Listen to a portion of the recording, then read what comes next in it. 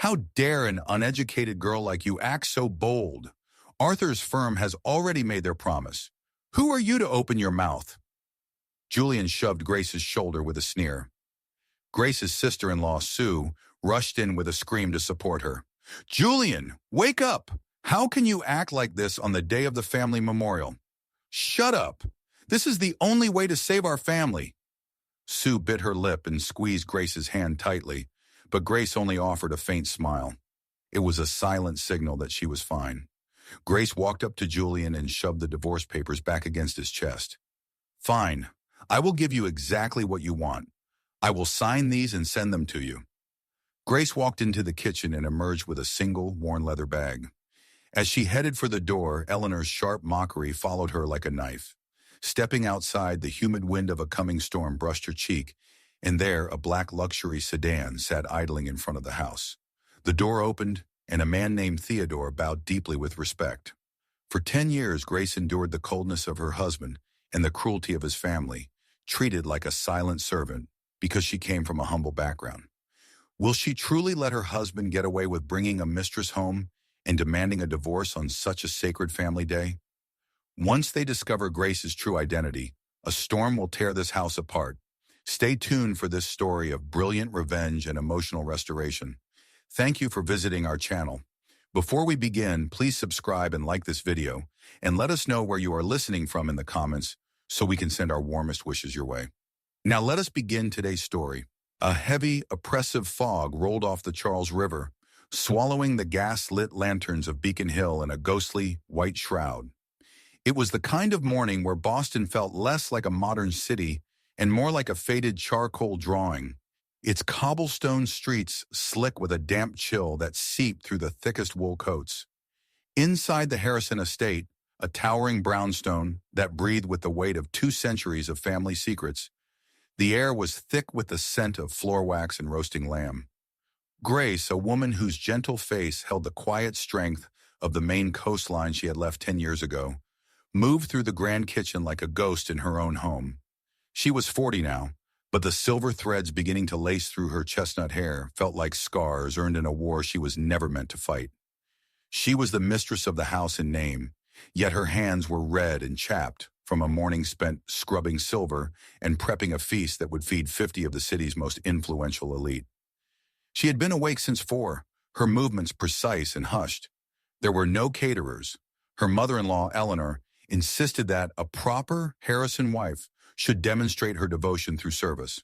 It was a thinly veiled excuse to keep Grace in a state of perpetual exhaustion, a high-end servant who bore a wedding ring instead of a paycheck. As Grace carefully balanced a heavy heirloom tray laden with the traditional offering for the family ancestors, a nod to the old ways the Harrisons pretended to honor, her mind drifted back a decade. She remembered Julian, the man who had once been her world, kneeling in a torrential Maine downpour. He had looked at her with such desperate, beautiful eyes, offering not a diamond, but a simple wild sprig of purple heather. I don't need the city, Grace, he had whispered then. I just need you. The memory felt like a cruel joke now. Still daydreaming, Grace? No wonder the floors in the East Wing still looked dull. The voice was like a razor blade wrapped in silk. Grace looked up to see Eleanor Harrison standing at the top of the mahogany staircase. Eleanor was a woman who seemed to be made of lace and iron, her white hair coiffed into a rigid helmet, her eyes 2 cold chips of flint. She stared down at Grace with a familiar, searing contempt. My son should have married a woman from a family with a pedigree, not a girl who smells of pine needles and cheap cider from the backwoods of Maine, Eleanor sneered, her voice carrying easily through the vaulted hall. You've been here 10 years, and yet you still carry the dirt of that village on your shoes. You are a stain on the Harrison name. Grace said nothing. She had learned long ago that silence was her only shield. She tightened her grip on the tray and turned toward the dining room, but a sudden shadow blocked her path. Julian appeared.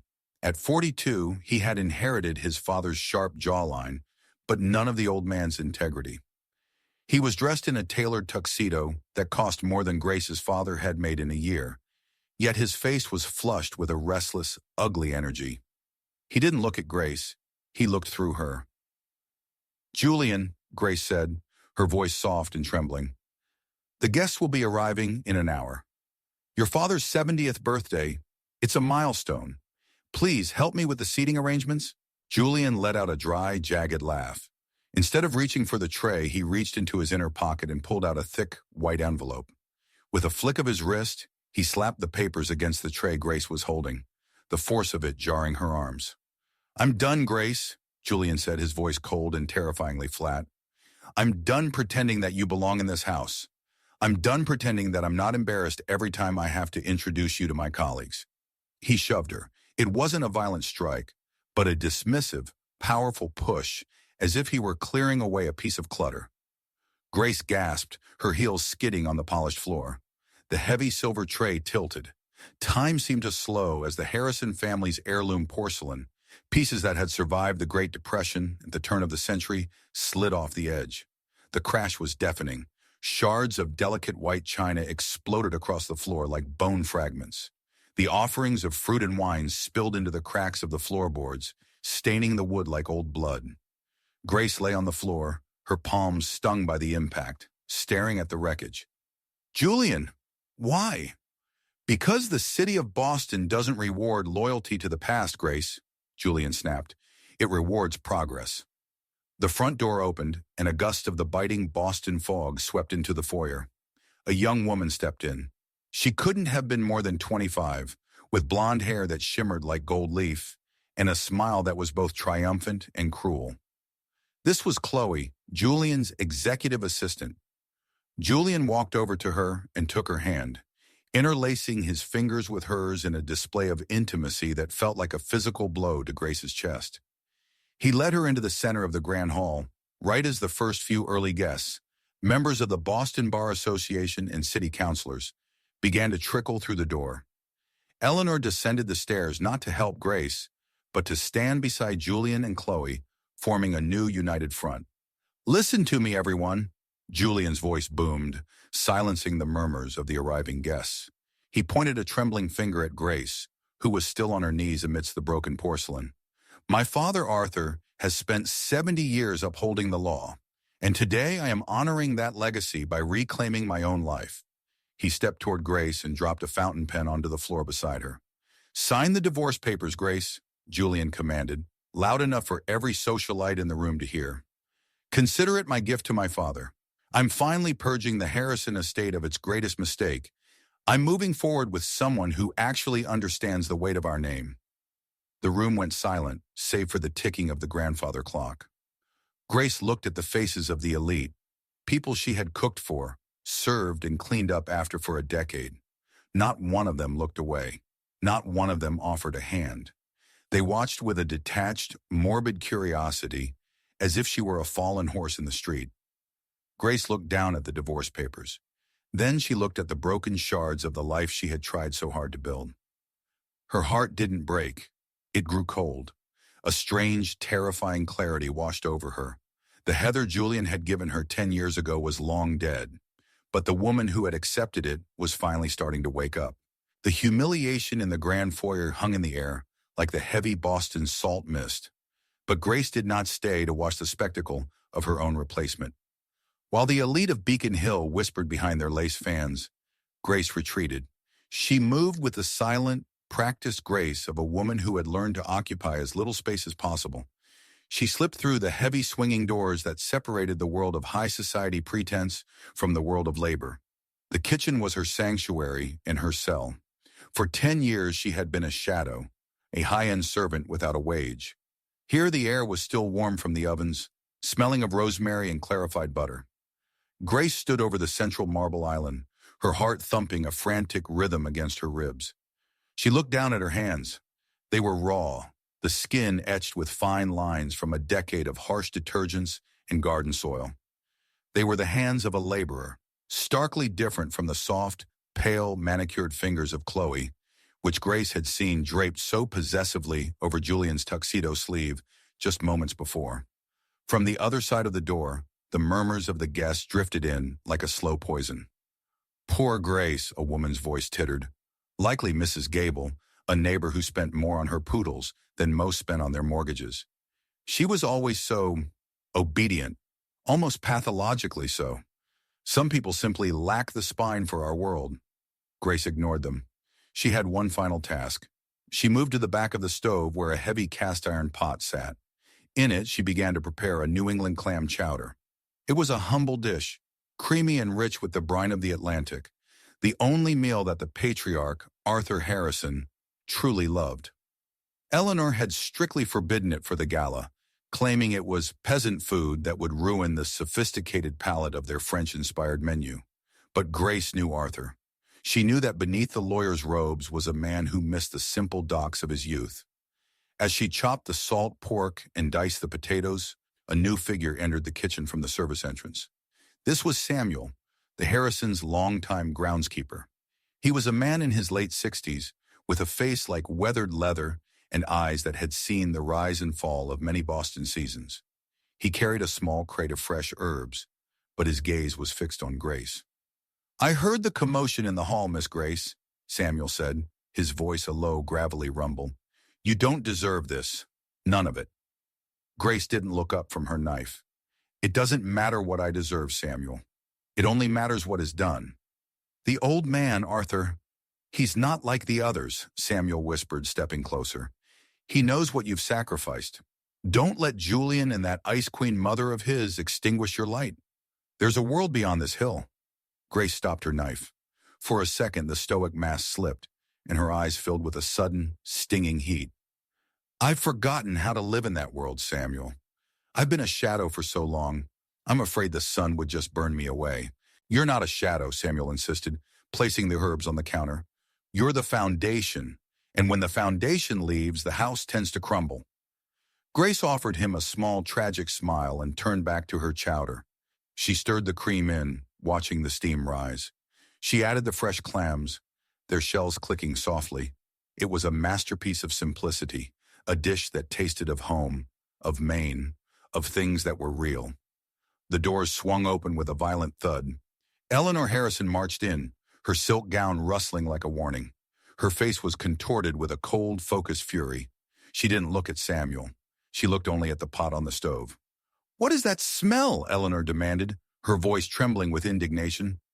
"I smell potatoes. I smell common fish." "It's the chowder for Arthur, Eleanor," Grace said quietly. "It's his birthday. I thought he should have something he actually enjoys."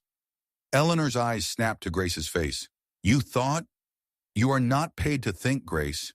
You are here to follow the traditions of this family. I told you specifically that this menu was to be refined. This slop is an insult to everything we are." "It's just a soup, Eleanor," Grace replied, her voice gaining a tiny, sharp edge of defiance. "It is a statement of your low-born origins," Eleanor hissed. She stepped forward, her movement so fast Grace didn't have time to react. Eleanor grabbed the handles of the heavy pot with her gloved hands, protected by the fabric, and with a grunt of effort, she heaved it toward the industrial sink. The creamy white soup splashed violently into the metal basin, swirling down the drain in a chaotic mess of clams and herbs. The sound of the empty pot hitting the bottom of the sink echoed like a gunshot in the quiet kitchen. "There!" Eleanor panted, her eyes wide and manic. "Now it is where it belongs, in the sewer." Grace stared at the empty sink. The 10 years of patience, the thousands of meals, the quiet endurance of every insult. It all seemed to vanish down the drain with that soup. "That was for Arthur," she whispered. Eleanor turned on her, her hand flashing through the air. The slap was loud and stinging, leaving a bright red mark on Grace's cheek. Grace's head snapped to the side, her breath catching in her throat. "Do not ever use my husband's name to justify your insolence," Eleanor whispered, her face inches from Grace's. "You have stained this evening enough.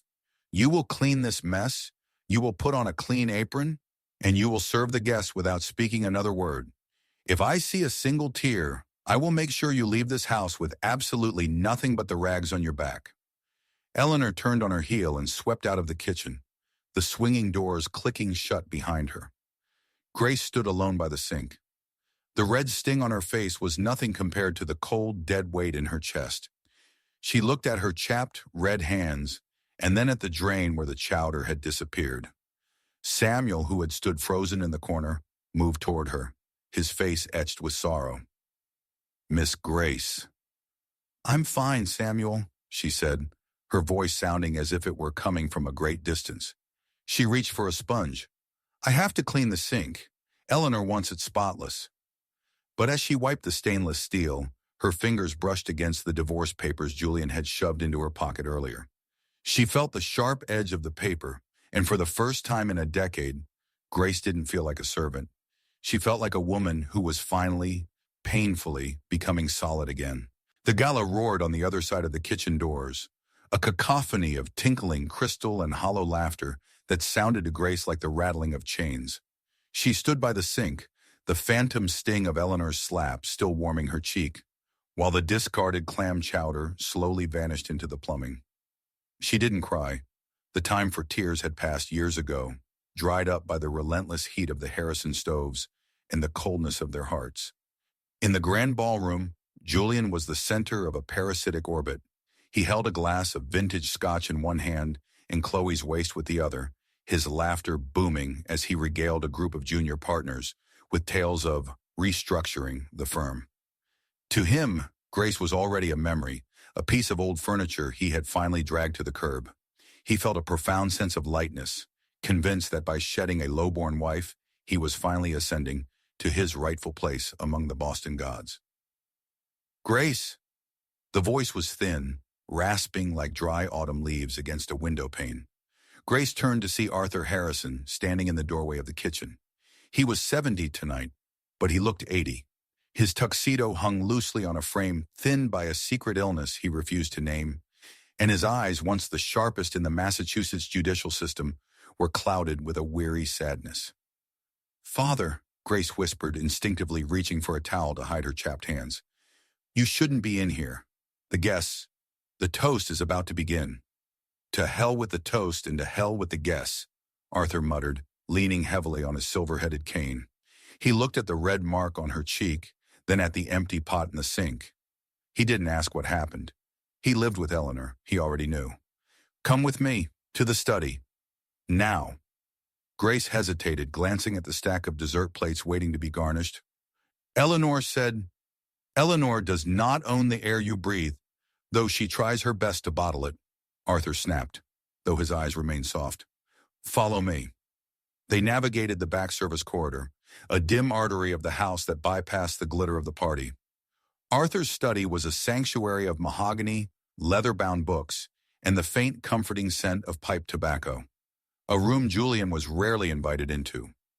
Arthur sank into his wingback chair and gestured for Grace to sit. She chose a small wooden stool, a habit of humility she couldn't quite break. "Julian thinks he is a clever man," Arthur began, his voice regaining some of its old courtroom resonance. "He thinks he has successfully hidden the rot. But I was a prosecutor before I was a father, Grace. I know when a ledger is lying." Grace looked at her lap, her heart fluttering. "I don't know what you mean." "Don't play the fool for me, child." "Not tonight," Arthur said. He leaned forward, his gaze piercing. "I know about the firm's shortfalls last year. I know Julian gambled on those offshore developments that went south. And I know the firm didn't collapse because an anonymous benefactor injected nearly $500,000 into the operating account." Grace remained silent, the ticking of the grandfather clock echoing like a heartbeat. "I tracked the wire, Grace," Arthur continued. "It came from a small gallery in Portland, Maine. A gallery that sells the work of a reclusive landscape artist who signs her paintings only with a small stylized G. Your mother was an artist, wasn't she? She taught you how to see the light on the water." Grace finally looked up, her eyes glistening. "The family name was at stake, Father. If the firm had gone under, your legacy, everything you built would have been dragged through the mud. You sold your soul's work to save a man who treats you like a scullery maid," Arthur whispered, a tear tracing a path through the deep wrinkles of his face. "You used your secret savings, the only thing that was truly yours, to fix the holes Julian dug with his vanity. And you never said a word, not even when he brought that girl into this house." "I made a vow," she said, her voice cracking. "I thought if I was enough, if I sacrificed enough, he would remember the man he used to be. That man is dead, Grace. Or perhaps he never existed. Arthur said sadly. He reached into his desk drawer and pulled out a heavy, tarnished brass key. It was old, its bow intricate and worn smooth by time. Julian is my son, and it breaks my heart to say that he is a hollow vessel. He is celebrating your departure because he thinks it makes him powerful. He has no idea that he is cutting away the only thing that kept him afloat. He reached out and took Grace's hand, pressing the key into her palm. Her rough skin felt sandpaper dry against his.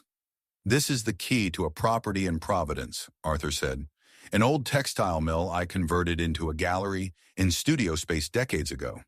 I kept it in my private holding, away from the firm, away from Eleanor's ledger. It is yours. Legally, irrevocably yours. I can't take this, Grace stammered, trying to pull back. You must, Arthur insisted, his grip surprisingly strong. Boston has been a cage for you, Grace. You've spent 10 years cooking meals for people who don't know your last name and painting in the middle of the night just to keep your spirit alive. You've paid Julian's debts in gold and in blood. He stood up, swaying slightly, and walked to the window, looking out at the thick Boston fog that obscured the street below. You don't belong in this kitchen, Grace. You never did. You belong to the open sky, to the colors Julian is too blind to see. Arthur turned back to her, a fierce, protective light in his eyes. Take the key. Leave tonight, before the sun rises and the lawyers start their circling. Providence is a city for makers, for dreamers. Go there and become the woman you were meant to be before the Harrisons tried to turn you into a shadow. What about you? Grace asked, clutching the cold metal of the key. I am a tired old sailor staying with the sinking ship, Arthur smiled weakly. But seeing you fly, that will be my last great victory. The study door creaked open. Marcus, Arthur's private valet, a man as silent as a grave and as loyal as a hound, stepped in. He held Grace's old leather satchel, already packed with her meager belongings and her hidden brushes. The car is at the back gate, Miss Grace, Marcus said softly. Grace looked at the key, then at Arthur. For the first time in 10 years, the weight on her chest shifted. It didn't disappear, but it became something she could carry. She stood up, walked to the man who had been more of a father to her than her own, and kissed his weathered cheek. Thank you, Arthur, she whispered. Don't thank me, he replied. Just paint the world so bright they can't help but look at what they lost. Grace turned and followed Marcus into the shadows of the hallway, leaving the sounds of the gala behind. In her pocket, the divorce papers crinkled, but her hand was wrapped tightly around the brass key, the key to a life she hadn't dared to imagine. The grand-grandfather clock in the hall struck midnight, its heavy chime vibrating through the floorboards like a funeral bell. The gala was still in full swing, a distant roar of forced merriment, but in the dimly lit foyer, the air was cold. Grace stood before Julian, her silhouette framed by the jagged shards of porcelain she had not yet been allowed to clean. With a hand that did not tremble, she picked up the fountain pen from the floor and pressed it to the divorce papers. She signed her name, Grace Harrison, one last time. She didn't read the clauses. She didn't look at the alimony sections or the division of assets. She simply slid the papers across the marble console table toward Julian. I don't want your money, Julian, she said, her voice surprisingly steady. I don't want the house, the cars, or the shares in the firm. I'm taking what I brought with me 10 years ago, and nothing more. Julian snatched up the papers, his eyes darting to the signature with a mixture of relief and disbelief. He let out a sharp, mocking bark of laughter. No alimony? No settlement? You really are as foolish as my mother said. You've spent a decade acting like a martyr, and now you want to be a beggar? He stepped closer, the smell of expensive scotch and Chloe's floral perfume clinging to him like a shroud. Beacon Hill is the only world you know, Grace. Without my name, you're just a middle-aged woman with chapped hands. Let's see how many days you last in this expensive city before you're back here on your knees, begging for a kitchen to scrub. Grace didn't answer. She turned away from him, picking up the old leather satchel Marcus had packed in her battered wooden easel. She walked toward the heavy oak doors, her footsteps echoing in the cavernous hall. As the doors clicked shut behind her, the warmth of the Harrison estate was replaced by the biting, rhythmic lash of a Boston rainstorm. The rain was relentless, a torrential downpour that turned the cobblestones of Beacon Hill into slick, black mirrors. Grace walked, her easel slung over one shoulder, the weight of it familiar and grounding. She didn't call a cab. She wanted to feel the city under her feet, to wash away the scent of floor wax and roasting lamb that had permeated her skin for a decade. 2 blocks down, nestled between a boutique tailor and an upscale florist, stood a small, warm glow in the darkness. Martha's Bakery. Martha was a woman in her late 70s with flour-dusted hair and a face that looked like a map of every kindness she had ever performed. Years ago, when the Harrison Kitchen's double ovens had failed on the night of a major charity dinner, Eleanor had shrieked in panic. Grace had slipped out the back and found Martha, who had silently handed over her keys so Grace could bake 40 pies in the middle of the night. Grace pushed the door open, the bell jingling softly. Martha was behind the counter, wrapping a loaf of sourdough. She looked up, her eyes widening as she saw Grace, soaked to the bone, clutching a bag and an easel. "Grace, child," Martha whispered, rushing around the counter to pull the younger woman into a tight, flowery embrace. "I heard the noise from the house tonight. I saw the cars. I knew it was coming." Grace leaned into the hug, the first true warmth she had felt in years. "I'm leaving, Martha. I'm really leaving." Martha pulled back, holding Grace's face in her warm, soft hands. She reached for a dry kitchen towel and began to pat Grace's hair. "Listen to me. That house, it was a tomb for you. You were a bird trying to sing in a basement." She looked out the window at the swirling gray mists of the storm. "The fog is heavy tonight, Grace, but swung murawasitan, con you. The mist will always clear, my dear. You have the Atlantic in your blood. You were never meant for cobblestones. You were meant for the horizon." Martha pressed a warm paper bag into Grace's hand. Fresh croissants and a small thermos of tea. "Go. Don't look back at that hill. There is a whole world that has been waiting for you to paint it." Grace thanked her with a watery smile and stepped back out into the rain. She made her way toward the bus stop at the edge of the common, her boots splashing in the deep puddles. The city felt different now. No longer a home, but a landscape. She sat on the cold metal bench under the leaking plastic roof of the bus shelter, shivering as she checked the schedule for the late bus to Providence. A pair of bright headlights cut through the rain, but it wasn't the bus. A sleek black town car pulled to a sharp stop directly in front of the shelter, its tires throwing up a spray of water.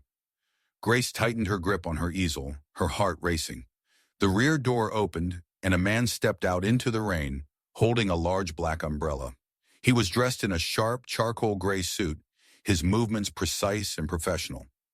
This was Theodore Vance, Arthur Harrison's personal attorney for over 30 years. A man known for being as impenetrable as a vault and as meticulous as a clockmaker. "Mrs. Harrison," Theodore said, his voice clipped but not unkind.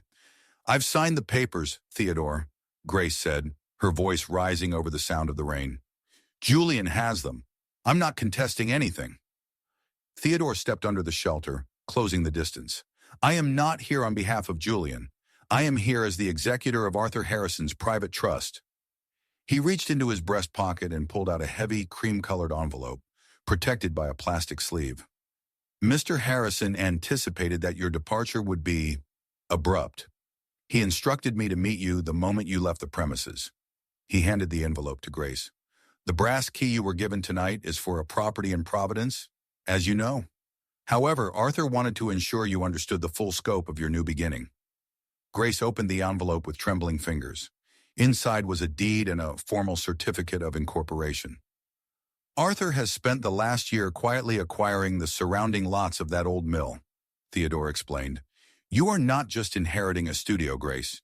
You are the sole owner and heir to the Harrison North Gallery, the largest private art space in Providence. Along with the property, a trust has been established in your name to cover all operating costs for the next 5 years. You are a woman of significant independent means now." Grace stared at the documents, the ink blurring as a stray raindrop hit the page. "Why? Why would he do this for me?" Theodore looked at her, and for a fleeting second, the professional mask slipped, revealing a glint of genuine respect. "Arthur told me that for 10 years, you were the only thing in that house that was real. He said he didn't want to give you a handout.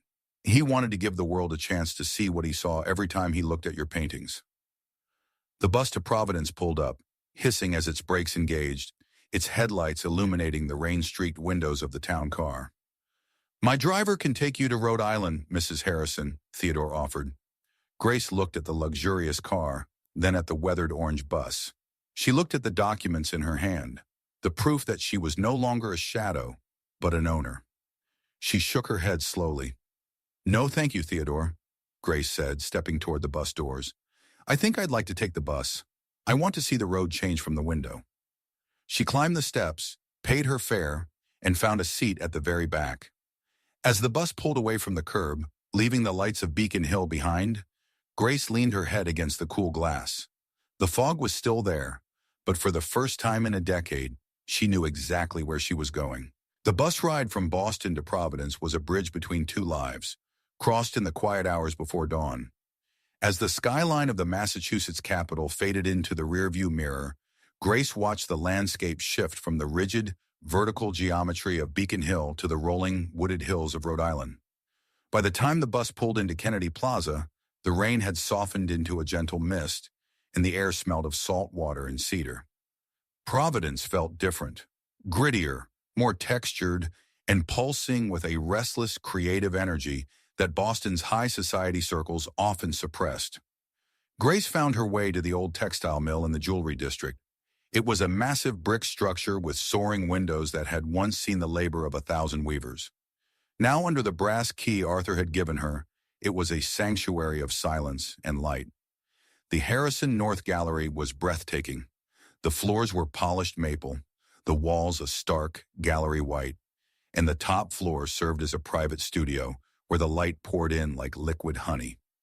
Grace didn't unpack her clothes first. She unpacked her brushes. She set up her battered wooden easel in the center of the studio, the empty canvas staring back at her like a question. For the first few weeks, she was a ghost in the neighborhood. She ate simple meals of bread and fruit, her hands finally beginning to heal from the years of harsh chemicals. But the silence of the mill was heavy. It was a silence that demanded to be filled. She began to paint. Not the safe, picturesque landscapes Julian had forced her to produce for his clients, but the truth. She painted the suffocating fog of Beacon Hill. She painted the red sting of a slap on a pale cheek. She painted the way a heart looks when it is pouring down a kitchen drain. She decided to sign these works with a new name, The Silent Voice. It was a tribute to the decades she had spent as a mute servant, and a promise that her soul would never be silenced again. Her neighbors in the surrounding lofts were a far cry from the judging eyes of Boston. There was Henry, a man in his late 50s who lived in the carriage house directly adjacent to the mill. Henry was a master carpenter, a man with shoulders broadened by a lifetime of hewing oak and eyes that carried the quiet, steady ache of a widower.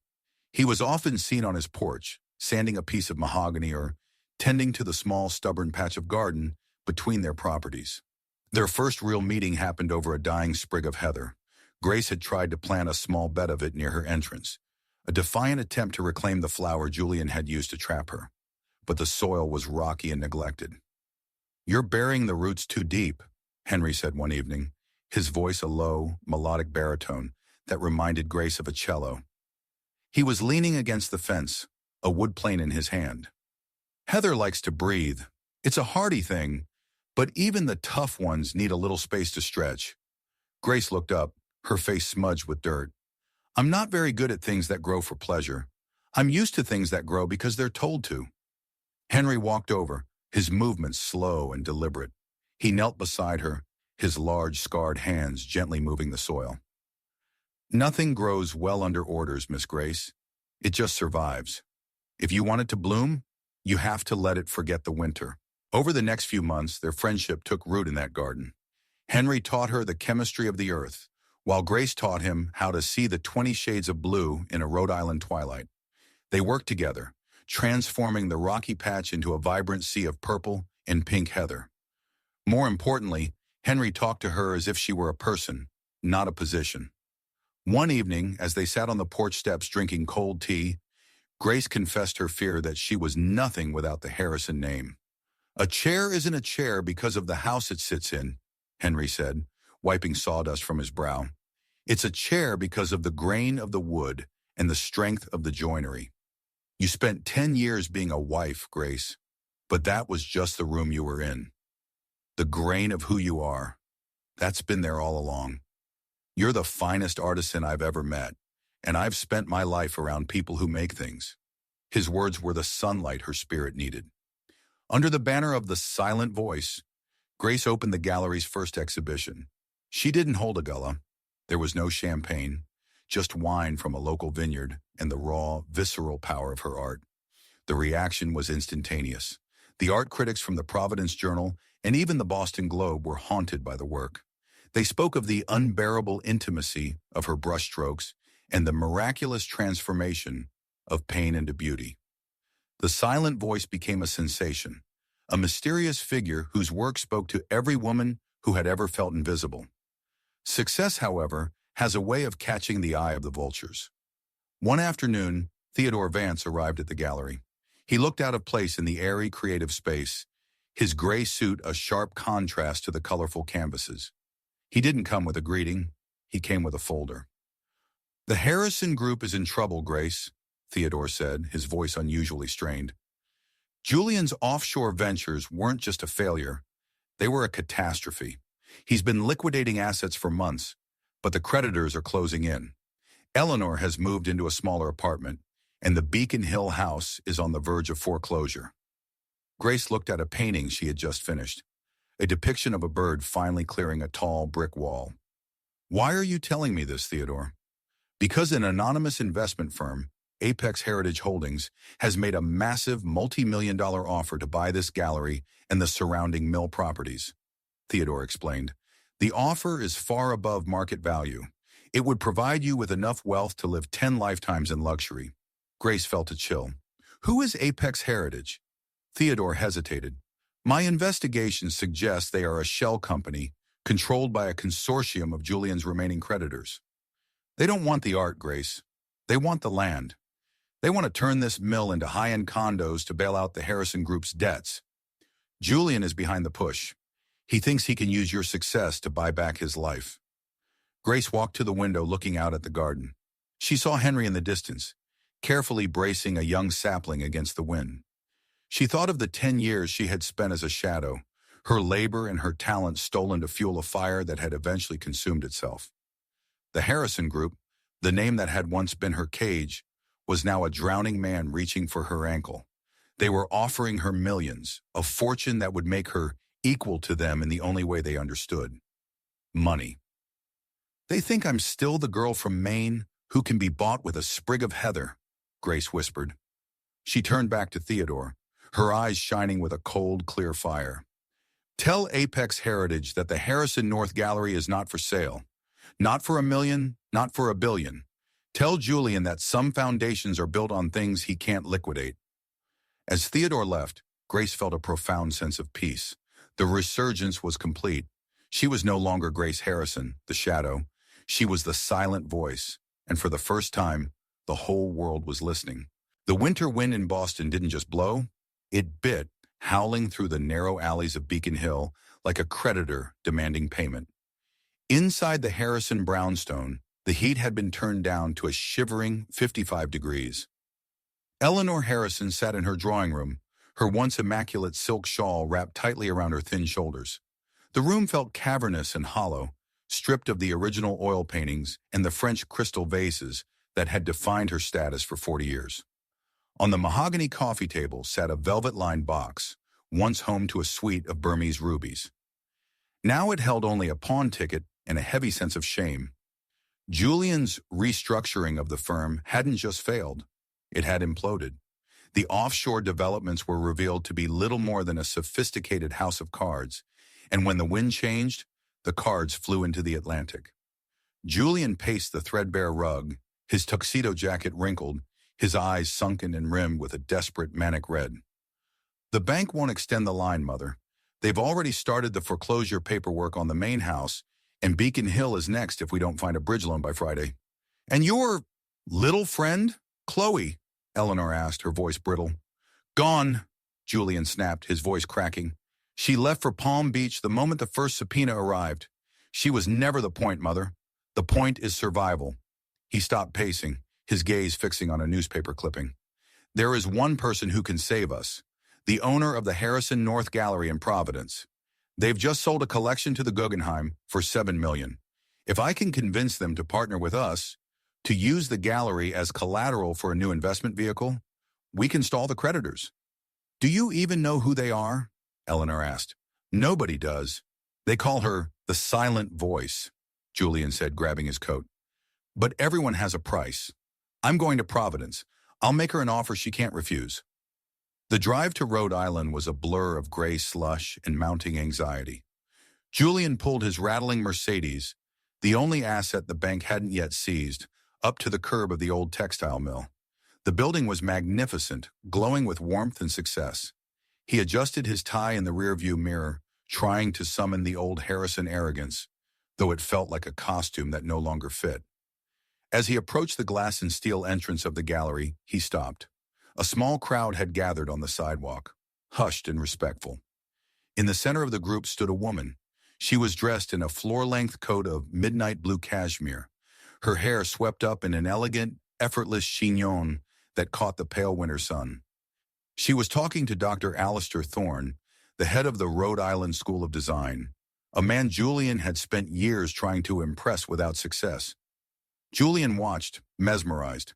The woman moved with a regal, quiet confidence, her laughter melodic and genuine. She looked like a queen of the art world, someone who breathed an air Julian could no longer afford. He felt a pang of bitter envy.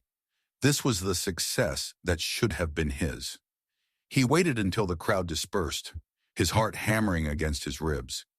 He didn't recognize her back. He only saw the silhouette of a woman who held his life in her hands. He stepped inside the gallery, the scent of expensive oil paint and cedar wood washing over him.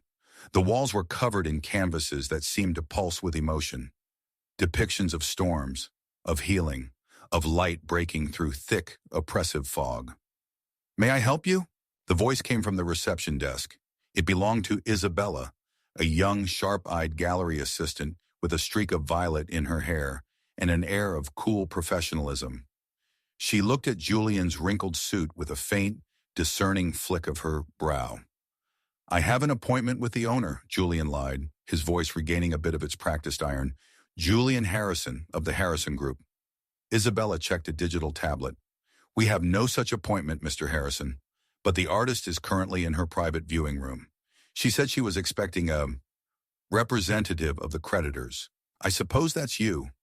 "Yes," Julian said, his throat dry. "Exactly." Isabella led him to the top floor.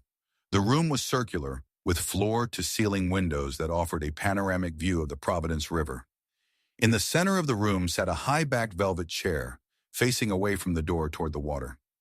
"Madam," Isabella said softly, "Mr. Harrison is here." Julian stepped forward, clutching his briefcase as if it were a shield. "Thank you for seeing me.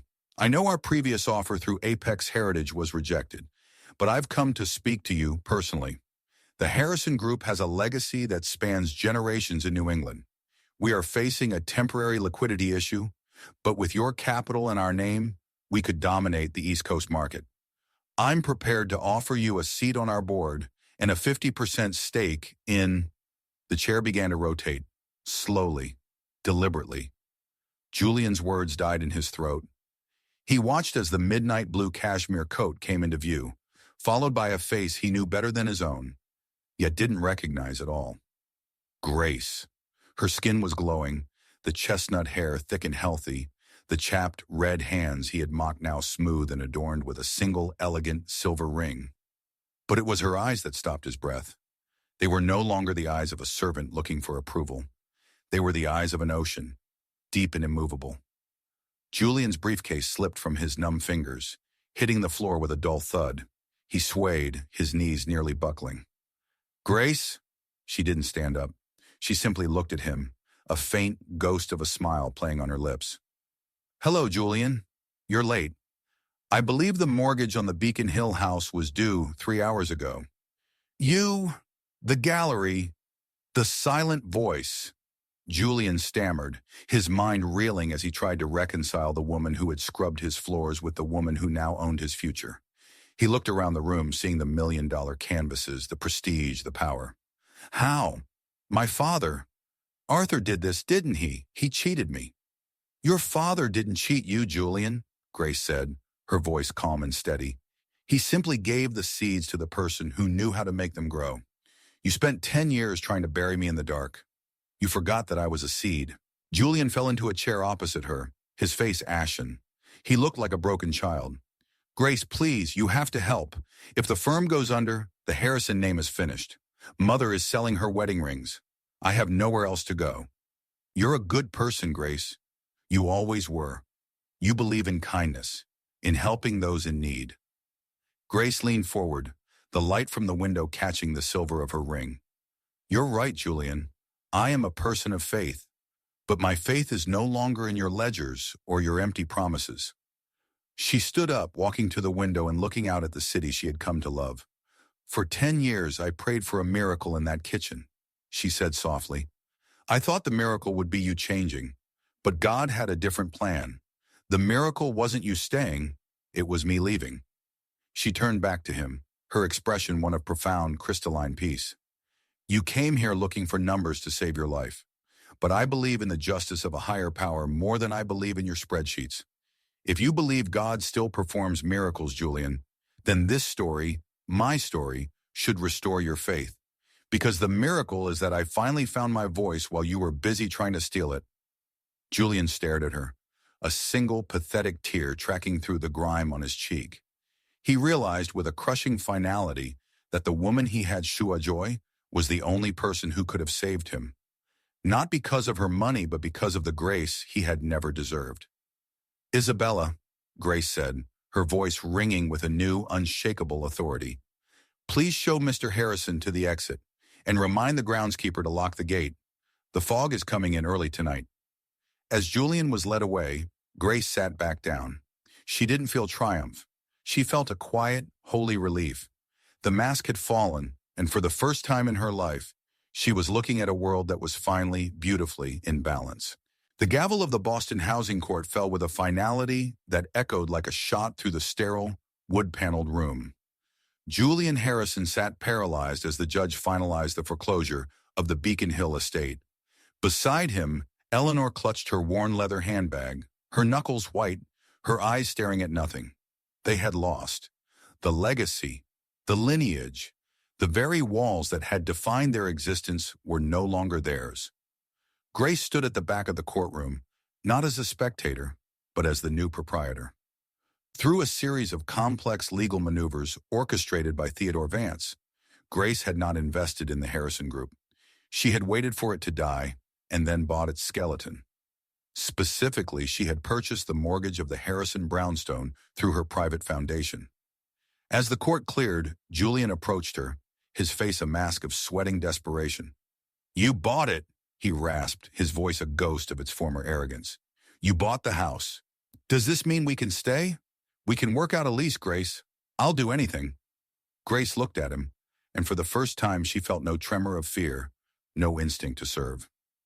The house is no longer a residence, Julian. It's being rezoned. Within the month it will open as the Heather House, a sanctuary and vocational center for women seeking refuge from domestic hardship and emotional abuse. The kitchen you kept me in for 10 years will now be a place where women learn to nourish themselves and their children. Julian recoiled as if struck.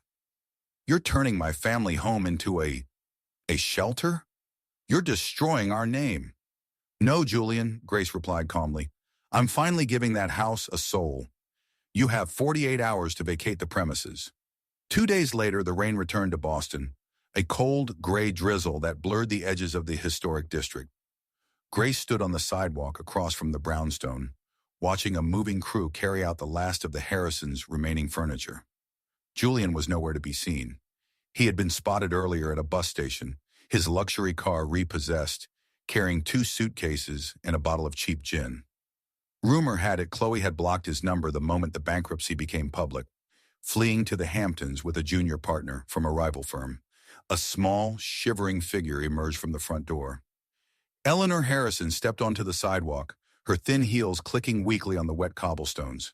She was dressed in a moth-eaten fur coat, looking like a relic of a forgotten era. She spotted Grace and stopped, her face twisting into a familiar snarl. You think you've won, don't you? Eleanor hissed, her voice cracking in the damp air. You think you can buy respect? You'll always be that girl from Maine. You'll always be... Eleanor stopped. She looked into Grace's eyes, expecting to see spite, or perhaps a glimmer of triumphant malice. Instead, she found an ocean of profound, quiet compassion. Grace wasn't looking at an enemy. She was looking at a broken, lonely old woman who had poisoned her own life with pride. The words died in Eleanor's throat. The fire of her hatred couldn't survive in the presence of Grace's empathy. For the first time in her life, Eleanor Harrison bowed her head. She tucked her chin into her collar and walked away. Her shoulders slumped, disappearing into the gray swung moo of the city she had failed to conquer. Grace turned to enter her new building, but she was stopped by Officer Miller, a veteran beat cop who had patrolled Beacon Hill for 20 years. He was a stout man with a friendly face and a deep respect for the neighborhood's history. Ma'am, Miller said, tipping his cap, I heard what you're doing with the place. I've seen a lot of tears behind those closed doors over the years. It's good to know there's finally going to be some light in there. Thank you, officer, Grace smiled. We're going to try. Inside the foyer, the air was still and cool. The broken porcelain had long been cleared away, but the house felt different. Lighter. Marcus, the valet, was waiting for her near the mahogany staircase. He looked older, his movements slower, but he held an air of profound peace. Mr. Arthur wanted you to have this, Miss Grace, Marcus said, his voice thick with emotion.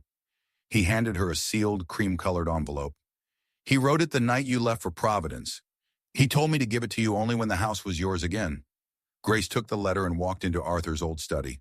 She sat in his wing-back chair and broke the seal. The handwriting was shaky, the ink fading in places, but the voice was unmistakable. My dearest Grace, if you are reading this, then you have done what I could not. You have reclaimed the space that Julian and Eleanor tried to steal from you. I am likely gone by the time you hold this, but I want you to know the truth. I watched you for 10 years. I watched you dim your light so that my son wouldn't feel overshadowed by your brilliance. I watched you endure Eleanor's cruelty with a dignity that shamed me. My greatest regret is not that I failed as a lawyer, but that I failed to protect the daughter I found in you. But seeing you walk out that door into the fog, that was the proudest moment of my life. You didn't just leave a house, you chose yourself. You chose the colors of the world over the gray walls of this prison. I am so deeply, immeasurably proud of you, Grace. Not for the gallery, not for the success, but for the strength it took to believe you deserved a life of your own. The house is a shell. You are the pearl. Go now and let the thatched thou bloom in the hearts of those you help. You have my blessing, and you have my love. Yours always, Arthur. Grace clutched the letter to her chest, the tears finally falling, not in sorrow but in a great release. The silent voice had been heard by the only man whose approval had ever truly mattered. As the sun began to break through the Boston clouds, casting long, golden fingers through the study windows, Grace looked at the empty walls. Tomorrow the painters would come. Tomorrow the beds would be delivered. Tomorrow the house of shadows would become a house of healing. Grace stood up and walked to the window. In the distance, she could almost see the road to Providence, where Henry was waiting and where her new life was just beginning. Justice hadn't come with a bang. It had come with the quiet opening of a door. The morning sun over Providence arrived not as a fleeting guest, but as a golden sovereign, reclaiming the city from the remnants of a long, cold winter. It poured through the floor-to-ceiling windows of the Harrison North Gallery, igniting the canvases until the oil seemed to breathe. The air inside smelled of fresh lilies, expensive espresso, and the faint, sweet scent of the heather blooming in the courtyard. This was the day of Grace's retrospective, the largest solo exhibition of her life, titled The Geography of Silence. Grace stood in the center of the main hall, dressed in a gown of soft lavender silk that moved like water around her ankles. She looked at her hands. They were no longer the chapped red tools of a servant, but they were not idle either. They were strong, steady, and capable of capturing the soul of a storm. Beside her stood Henry. He wore a charcoal suit that felt somewhat foreign to a man who spent his days in flannel and sawdust, but his hand was warm and calloused as it wrapped firmly around hers. You're shaking, Henry whispered, his thumb tracing a comforting circle on the back of her hand. Grace smiled, a genuine, radiant expression that reached her eyes. Only with excitement, Henry. For so many years I was afraid of the light. I thought it would only show the world how small I was. Now I realize the light is just there to show the way home. The gallery doors opened and the first wave of guests arrived. Among them was Clara, a vibrant woman in her 70s with silver curls and eyes that sparkled with newfound purpose. Clara had been the first student in Grace's Creative Refuges program, a free painting workshop for older women who had spent their lives caring for others while their own dreams sat in the dark. "Grace, dear, look," Clara said, pointing toward the community wing where the students' works were displayed alongside Grace's masterpieces. "I finished the piece of the Maine coastline. You were right. The salt is the hardest part to paint, but it's the part that makes you feel the wind." Grace hugged her, feeling a profound, quiet peace settle over her heart. Seeing these women, many of whom had endured their own versions of the Harrison kitchen, reclaim their voices was the greatest work of her life. She looked out toward the entrance and saw a figure lingering near the shadows. Julian. He was thinner now, dressed in a coat that had seen better days, his arrogance replaced by a hollow, haunting stillness. He didn't come inside. He simply stood by the glass, looking at the vibrant, successful woman Grace had become. For a moment, their eyes met. Grace didn't feel the old surge of resentment or the phantom sting of a slap. She felt only a distant, fading pity. The pain he had inflicted had been the hammer and chisel that shaped her into a great artist. He was merely a tool that had outlived its usefulness. She nodded once, a silent acknowledgement of their shared past, and then Julian turned and walked away into the city crowd. A ghost finally laid to rest. "He's gone, Grace," Henry said softly, noticing the direction of her gaze. "He was gone a long time ago, Henry," she replied. "I was just the last one to notice." As the afternoon light began to mellow into a rich, honeyed amber, Grace led Henry away from the bustle of the gallery. They drove toward the outskirts of the city, to a sprawling field that Arthur had purchased for her in secret, years before his passing. It was a land of rolling hills and ancient stone walls, but its true glory was the carpet of wild purple heather that covered the earth as far as the eye could see. The sunset began to paint the sky in strokes of crimson, violet, and burning gold, a masterpiece no human hand could ever truly replicate. Grace walked into the middle of the field, the tiny bell-shaped flowers brushing against her palms. She looked up at the vast unfolding heavens, her heart full. "For 10 years I thought God had forgotten me in that brownstone," she whispered to the wind. "I thought the silence was my punishment, but now I see that the silence was a sanctuary, a place where I could gather the colors I would need for the rest of my life." She closed her eyes, offering a silent prayer that felt more like a song. "If you are listening," she prayed, her voice a soft, steady vow, "and if you believe that every wound can be healed, then hold fast to your faith. For the dawn does not ask the night for permission to break, it simply arrives." Henry reached out, his fingers interlaced with hers, and together they stood in the center of the blooming field. The light of the setting sun bathed them in a warm, protective glow, turning the purple heather into a sea of fire. Grace leaned her head on Henry's shoulder, a woman who had finally found the horizon she had been painting all those years. The story that began in the fog of Beacon Hill had finally reached the light, and as the stars began to peek through the twilight, Grace Harrison, the silent voice, was silent no more. Grace's story reminds us that our value is never defined by how others treat us, but by the strength we carry within our own souls. Like the heather on the rocky coast, you were not made just to survive the winter. Hantrinqua banla jeruk, roki shwanvi. Sometimes, the very people who try to silence you are the ones who unknowingly push you to find your true voice. Never be afraid to leave behind a house of shadows to find your own horizon. It is never too late to reclaim your name, your talent, and your light. If Grace's journey touched your heart today, please help us share this light with others. You can support our community by liking this video, sharing it with a friend who might need a reminder of their own strength, and subscribing to our channel for more stories of hope and restoration. We would love to hear your thoughts. Please leave a comment below, sharing a moment when you found strength in a difficult time. Dear Heavenly Father, we thank you for the reminder that no one is ever truly lost or forgotten in the fog of life. We ask for your special blessing upon every person watching this today. May you grant them the courage of grace to stand tall, the wisdom of Arthur to see the truth, and the peace of a new dawn. When the path is dark, be their light. When their heart is weary, be their strength. Guide them to their own field of heather, where they may finally rest in your love. If you believe that God can turn any shadow into a beautiful sunrise, and you wish for these blessings in your life, please type Amen in the comments below.